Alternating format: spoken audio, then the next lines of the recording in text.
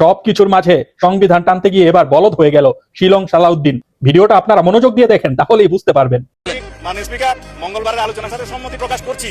ওনারা হয়তো মনে করছেন আমি বিরোধিতা করব না। যদি সংহতি প্রকাশ করেন তাহলে তো নতুন করে কথা বলার দরকার নেই। একটা কারেকশন দিচ্ছি। মাননীয় স্বরাষ্ট্রমন্ত্রী, আপনি যদি মঙ্গলবারের আলোচনার সাথে সম্মতি প্রকাশ করেন দয়া করে বসুন। আলোচনা যদি নির্ধারণ করতে চান তাহলে আপনাকে নোটিশটা একটু সংশোধন করে নিতে হবে।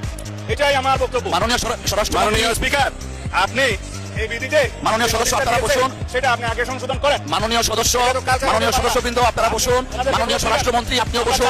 আমার ডিসিশন অলরেডি হ্যাজ বিন প্রনাউন্সড। আপনাকে তো কারেকশন করে দিতে হবে। মাননীয় স্বরাষ্ট্রমন্ত্রী, my decision already has been প্রনাউন্সড। স্বরাষ্ট্রমন্ত্রী সাহেব প্রথম দিন থেকেই সব বিষয়ে তিনি নিজে একটা বক্তব্য রাখেন, এমনকি দুঃখজনক হলেও সত্য যে স্পিকারের রুলিং দেওয়ার পরেও তিনি কথা বলতে চান। ভারতের দালাল শিলং সালাউদ্দিন সবকিছুর মধ্যেই নিজের বাম হাত ঢুকাবি।